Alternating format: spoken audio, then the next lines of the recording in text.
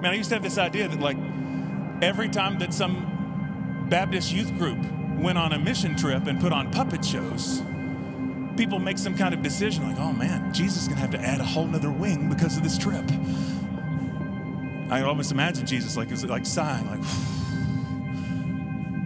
well, I guess it's not spring break for me because Jesus has to build a whole other wing to expand. Like that's heaven as place like that. That's one version. But isn't it something else entirely? Isn't it something way more beautiful if what Jesus is talking about is something more like this?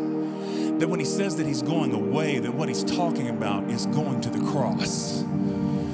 And what he means is that he's going to take every ounce of disorientation, alienation, shame that you've ever felt in your life, and he's going to absorb all of that so that now wherever you go, wherever you are, even though on this side there's never going to be a place of fully arriving, and even though there's always going to be a kind of homesickness, and even though there's a way that there's always an ache that's there's also a real way that home is inside of us. Jesus said that the kingdom of God is within you.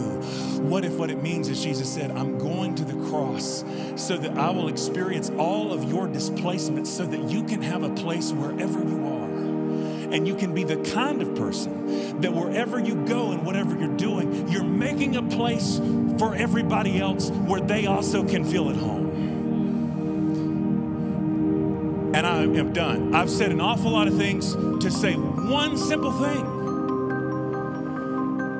If you feel displaced and you feel alienated and you feel exiled and you feel like you're between two homes and you're not quite sure how to resolve all this, I just feel like I need to tell somebody this morning, you're not doing it wrong. You're not doing it wrong. This is how you're supposed to feel. This is what it's like. Because in many ways, we're between two homes. And yet there's another real way in which home has come to be inside of us. And we're learning how to live as people in whom the kingdom of God, the glory of God is dwelling now. We're learning how to have a place within us where everything is welcome.